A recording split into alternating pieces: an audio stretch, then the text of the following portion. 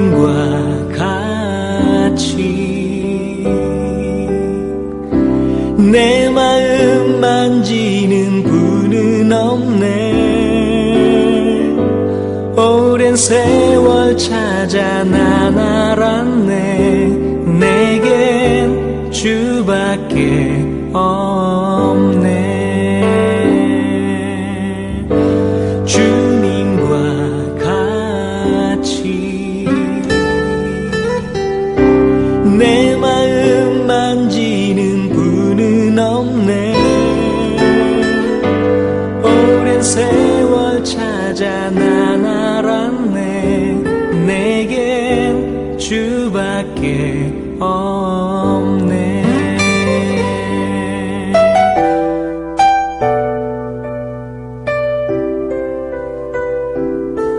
주 잠이 강같이 흐르고 주 손길 치유하네. 고통받는 자녀 부르시니 주밖에 없네. 주님과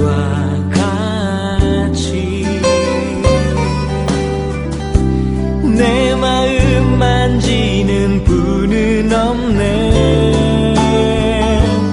오랜 세월 찾아 난 알았네.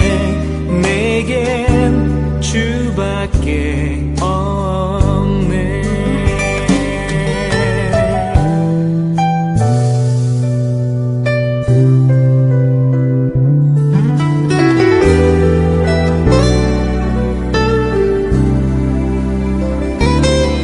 주 잠이 강같이 흐르고 주 손길 치료하네. 고통받는 자녀 부르시니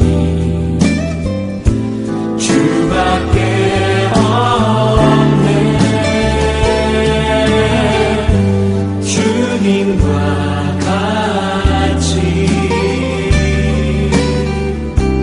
내 마음 만지는 분은 없네. 오랜 세월 찾아 난 알았네. 내겐 주밖에 없네. 오랜 세월 찾아 난 알았네.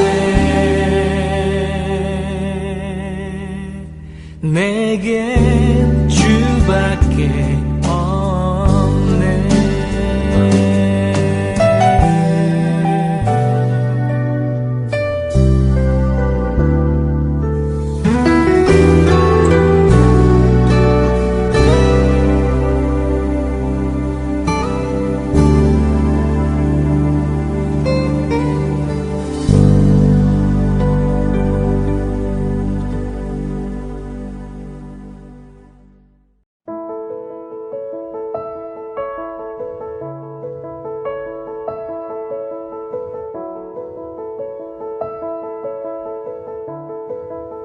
노아의 아들 셈과 함과 야벳의 족보는 이러하니라. 홍수 후에 그들이 아들들을 낳았으니 야벳의 아들은 고멜과 마곡과 마대와 야완과 두발과 메색과 디라스요. 고멜의 아들은 아스그나스와 리밧과 도갈마요. 야완의 아들은 엘리사와 달시스와 깃딤과 도다님이라. 이들로부터 여러 나라 백성으로 나뉘어서 각기 언어와 종족과 나라대로 바닷가의 땅에 머물렀더라. 함의 아들은 구스와 미스라임과 붓과 가나안이요. 구스의 아들은 스바와 하윌라와 삽다와 라마와 삽드가요. 라마의 아들은 스바와 드단이며 구스가 또 니므롯을 낳았으니 그는 세상의 첫 용사라. 그가 여호와 앞에서 용감한 사냥꾼이 되었으므로 속담에 이르기를 아문은 여호와 앞에 니므롯같이 용감한 사냥꾼이로다 하더라. 그의 나라는 신할 땅에 바벨과 에렉과 악갓과 갈레에서 시작되었으며 그가 그 땅에서 아수르로 나아가 니누에와 르호보딜과 갈라와 및 니누에와 갈라 사이에 레센을 건설하였으니 이는 큰 성읍이라. 미스라임은 루딤과 아나밈과 르하빔과 납두힘과 바드르심과 가슬루힘과 갑도림을 낳았더라. 가슬루임에게서 블레셋이 나왔더라. 가나안은 장자 시돈과 헷을 낳고 또 여부스 족속과 아모리 족속과 기르가스 족속과 히위 족속과 알가 족속과 신 족속과 아루아 족속과 스말 족속과 하마 족속을 낳았더니 이후로 가나안 자손의 족속이 흩어져 나아갔더라. 가나안의 경계는 시돈에서부터 그라를 지나 가사까지와 소돔과 고모라와 아드마와 스보임을 지나 라사까지였더라. 이들은 함의 자손이라. 각기 족속과 언어와 지방과 나라대로였더라. 셈은 에벨 온 자손의 조상이요 야벳의 형이라. 그에게도 자녀가 출생하였으니 셈의 아들은 엘람과 아수르와 아르박삿과 룻과 아람이요 아람의 아들은 우스와 훌과 게델과 마스며 아르박삿은 셀라를 낳고 셀라는 에벨을 낳았으며 에벨은 두 아들을 낳고 하나의 이름을 벨렉이라 하였으니 그때의 세상이 나뉘었으며 벨렉의 아우의 이름은 욕단이며 욕단은 알모닷과 셀렙과 하살마웻과 예라와 하도람과 우살과 디글라와 오발과 아비마엘과 스바와 오빌과 하윌라와 요밥을 낳았으니 이들은 다 욕단의 아들이며 그들이 거주하는 곳은 메사에서부터 스발로 가는 길의 동쪽 산이었더라. 이들은 셈의 자손이니 그 족속과 언어와 지방과 나라대로였더라. 이들은 그 백성들의 족보에 따르면 노아 자손의 족속들이요 홍수 후에 이들에게서 그 땅의 백성들이 나뉘었더라. 아멘. 오늘 말씀을 나누기 전에 한 가지 흥미로운 사실을 알려드리겠습니다. 그것은 여러분과 제가 가족이나 먼 친척 관계라는 것입니다. 여러분은 이 사실을 알고 계셨습니까? 물론 여러분과 저는 태어난 곳이나 출신이 다릅니다. 그러나 홍수 심판 이후에 노아가 살았던 시대로 쭉 거슬러 올라가면 우리는 모두 노아라는 사람의 한 혈통으로부터 난 자손들이라는 사실을 알 수 있습니다. 창세기에 따르면 하나님은 전 인류를 창조하셨습니다. 그러나 사람들은 주인이신 하나님께 불순종하여 그 대가로 홍수를 통한 심판을 받게 되었습니다. 그 후 인류는 노아의 아들들인 셈과 함과 야벳의 자손을 통해 번성하게 된 것입니다.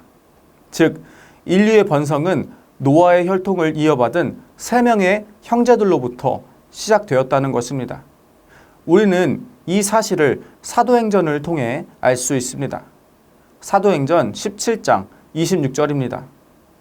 인류의 모든 족속을 한 혈통으로 만드사 온 땅에 살게 하시고 그들의 연대를 정하시며 거주의 경계를 한정하셨으니. 창세기에 셈 족속과 함 족속과 야벳 족속을 구분하는 근거는 무엇일까요? 그것은 종족에 따른 구분이 아니었습니다. 인류가 원래는 한 혈통이었기 때문입니다. 그들은 지리적인 관점 그리고 정치적인 관점에 따라 구분되었습니다. 창세기 10장 1절입니다. 노아의 아들 셈과 함과 야벳의 족보는 이러하니라. 홍수 후에 그들이 아들을 낳았으니. 인류의 죄악으로 인해 하나님은 홍수를 통해 사람들을 심판하셨습니다. 그러나 하나님은 노아의 가족들을 통해 인류에게 은혜를 베푸셨습니다. 창세기 9장 11절부터 13절입니다. 내가 너희와 언약을 세우리니 다시는 모든 생물을 홍수로 멸하지 아니할 것이라. 땅을 멸할 홍수가 다시 있지 아니하리라. 하나님이 이르시되 내가 나와 너희와 및 너희와 함께하는 모든 생물 사이에 대대로 영원히 세우는 언약의 증거는 이것이니라. 내가 내 무지개를 구름 속에 두었나니 이것이 나와 세상 사이의 언약의 증거니라. 심판으로 인해 지구는 생명체가 없이 텅 비어 있었습니다. 그러나 하나님의 은혜로 인해 인류와 생물들은 다시 번성하여 땅을 가득 채울 수 있었습니다. 하나님의 제2의 창조 사역이 시작된 것입니다. 노아의 세 아들들은 그들의 자손을 통해 하나님의 새로운 창조 계획을 이루어야 할 매우 막중한 사명을 가지고 있었습니다. 하나님은 그의 계획대로 정확한 시기에 그들에게 자녀들을 보내주셨습니다. 하나님은 그들의 아내들이 방주 안에서 임신하도록 허락하지 않으셨습니다. 그 이유는 새로운 창조는 심판의 홍수 가운데가 아닌 새로운 땅에서 이루어져야 했기 때문입니다. 그들의 자녀들은 이 땅에 우연히 태어난 것이 아니었습니다. 그들은 모두 하나님이 주신 목적에 따라 정확한 시기에 태어났습니다. 우리 또한 이 땅에 우연히 태어난 존재들이 아닙니다. 우리는 모두 하나님이 주신 목적에 따라 정확한 시기에 태어났습니다. 하나님은 점점 번성하는 인류 공동체를 보시며 매우 기뻐하셨습니다. 인류의 번성은 셈의 족속, 함의 족속, 그리고 야벳의 족속을 통해 이루어졌습니다. 각 족속들은 그들만의 독특한 특징을 가지고 있었습니다. 먼저 야벳의 후손들입니다. 야벳의 후손들은 인도, 유럽 계통의 백인들의 조상들이었습니다. 하나님은 그들이 번성할 수 있도록 인도, 유럽의 땅을 제공해 주셨습니다. 하나님이 그들에게 주신 사명은 무엇이었을까요? 그들의 사명은 인류 공동체가 윤택한 삶을 살 수 있도록 공헌하는 것이었습니다. 그들은 상업과 무역, 예술과 사회과학의 분야를 발전시켰습니다. 다음은 함의 후손들입니다. 함의 후손들은 아프리카 중동민족의 조상들입니다. 하나님은 함의 후손들도 축복해 주셨습니다. 그들은 하나님께 받은 능력으로 다양한 민족의 조상이 되었습니다. 우리는 함의 후손 중 니므롯에 대해서 주목해 보아야 합니다. 그의 등장으로 인해 사회 구조에 변화가 생겼기 때문입니다. 니므롯은 강력한 영웅으로서 세상에 등장하였습니다. 그는 사람들을 모아서 새로운 통치 체계를 가진 제국주의 국가를 세웠습니다. 니므롯은 강력한 제국주의의 국가의 시초인 바벨론의 창설자 마르둑으로 추정됩니다. 함의 후손들은 훗날 이스라엘의 가장 가까운 이웃들이자 적대적인 원수들이 되었습니다. 마지막으로 셈의 후손들입니다. 셈의 후손들은 히브리인의 조상들이었습니다. 창세기 10장 21절입니다. 셈은 에벨 온 자손의 조상이요 야벳의 형이라 그에게도 자녀가 출생하였으니. 에벨이라는 단어의 어원은 히브리인을 의미합니다. 즉 하나님은 셈의 후손인 히브리인을 통해서 하나님의 구원 사역을 성취하려고 하신 것입니다. 함의 후손과 야벳의 후손들 중에는 뛰어난 사람들이 있었습니다. 그들의 영웅담은 창세기에 기록되어 있습니다. 그러나 셈의 후손에 대한 세상적인 영웅담은 창세기에 기록되어 있지 않습니다. 그렇다면 셈의 후손들 중에는 뛰어난 사람이 없었던 것인가요? 그렇지 않습니다. 셈의 후손들은 하나님의 구원 사역을 이루어가는 주역으로 선택되었습니다. 하나님의 완전한 도구로 사용되기 위해서 그들의 인간적인 업적은 모두 생략되었던 것입니다. 여러분은 그리스도인으로서 삶을 살아가고 싶으십니까? 우리 그리스도인의 목적은 세상에서 인간적인 영웅이 되는 것이 아닙니다. 그리스도인의 목적은 개인적인 성취와 업적을 세상에 널리 알리는 것이 아닙니다. 그리스도인의 유일한 목적은 하나님의 영광을 위해서, 하나님의 구원사역을 위해 완전한 도구로 사용되는 것입니다. 그러므로 우리의 주 무대는 이 땅이 아닙니다. 우리의 주 무대는 하나님의 나라입니다. 이어서 질문합니다. 누가 여러분의 형제입니까? 인종, 국적, 언어, 문화의 차이는 형제됨의 기준이 될 수 없습니다. 여러분의 진정한 형제는 예수님에 대한 믿음을 가지고 있는 사람들입니다. 그 사람들이 언젠가 여러분과 함께 천국에 거할 사람들이기 때문입니다. 하나님은 믿음이 있는 사람들을 그의 자녀들이라 부르십니다. 반대로 하나님은 믿음이 없는 사람들을 그의 자녀로 인정하지 않으십니다. 우리는 예수 그리스도 안에서 분명한 형제 자매요 가족입니다. 우리가 믿음을 통해서 주님 안에서 형제 자매가 되시길 소망합니다. 이어서 창세기 10장 32절입니다. 이들은 그 백성들의 족보에 따르면 노아 자손의 족속들이요 홍수 후에 이들에게서 그 땅의 백성들이 나뉘었더라. 하나님은 인류의 죄에도 불구하고 노아의 아들들을 통해 새로운 창조를 시작하셨습니다. 이것이 인류를 보존하시는 하나님의 크신 은혜인 것입니다. 우리는 특히 하나님이 함과 그의 후손들에게도 은혜를 베푸셨다는 사실을 주목해 보아야 합니다. 창세기 9장 20절에서 27절입니다. 노아가 농사를 시작하여 포도나무를 심었더니 포도주를 마시고 취하여 그 장막 안에서 벌거 벗은지라.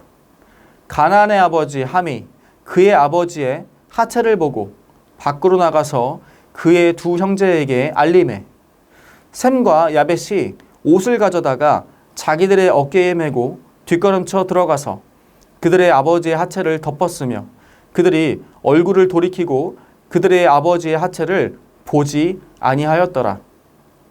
노아가 술이 깨어 그의 작은 아들이 자기에게 행한 일을 알고 이에 이르되 가나안은 저주를 받아 그의 형제들의 종들의 종이 되기를 원하노라 하고 또 이르되 셈의 하나님 여호와를 찬송하리로다.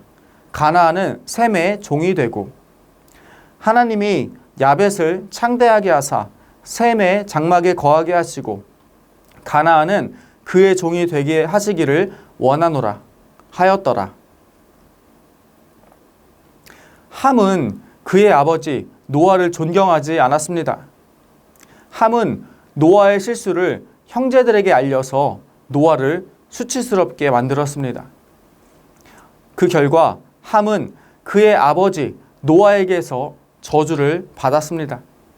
노아의 저주에 따라 함은 셈과 야벳의 종이 되었고 함의 후손들은 히브리인을 대적하는 적이 되었습니다.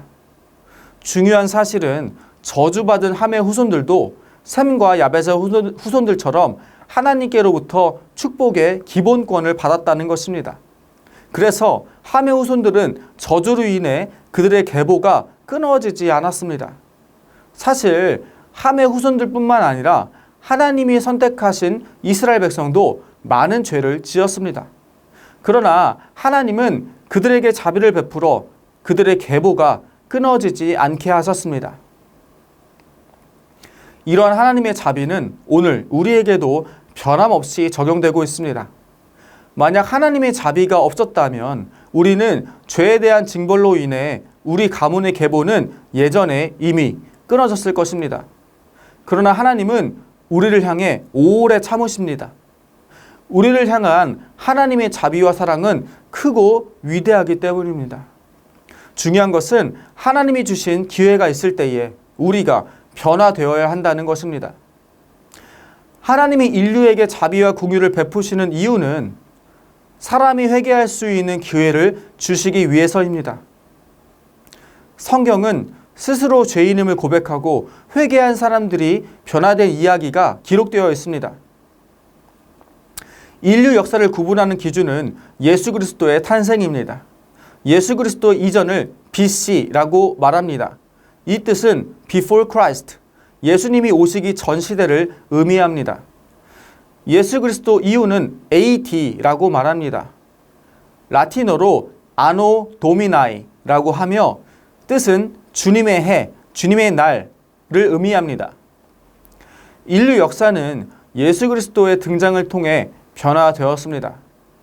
죄의 어두움 아래 있었던 인류는 그리스도 예수를 통해 영원한 생명에 대한 희망을 갖게 되었던 것입니다. 이것은 오늘날 여러분의 인생에도 적용됩니다. 여러분의 삶은 현재 어떤 지점에 서 있습니까? 예수님을 만나지 못한 2000년 전의 BC 시대에 살고 계십니까? 아니면 예수님의 날인 아노 도미나이 AD 시대 가운데 살고 계십니까? 우리에게 허락된 삶의 시간이 얼마 남지 않았습니다. 우리는 주님이 주신 구원의 기회를 잡아야 합니다. 우리뿐만 아니라 사랑하는 가족, 친척, 친구, 지인 모두 주님이 주신 이 구원의 기회를 잡아야 합니다. 우리가 사랑하는 사람들의 구원을 위해서 중보 기도하는 그리스도인 되기를 소망합니다. 우리의 인생이 예수님을 만난 뒤 변화되기를 간절히 소망합니다. 예수님을 만난 뒤 구원받아 우리와 우리가 사랑하는 모든 사람들의 이름이 주님의 귀한 생명책에 기록되기를 소망합니다. 우리 함께 이 시간 기도하기 원합니다. 첫째로 오늘 나눈 창세기 10장의 말씀처럼 우리가 주님이 허락하신 구원의 때를 깨달아 죄로부터 돌이키도록 함께 기도하시겠습니다. 둘째로 해외 선교사님들과 농촌교회, 개척교회 목사님들의 영육 간의 강건함을 위해서 함께 기도하시겠습니다. 마지막으로 다음 세대를 위한 성전 건축이 주님의 인도하신 가운데 아름답게 이루어질 수 있도록 우리 함께 마음을 모아 다 같이 기도하시겠습니다.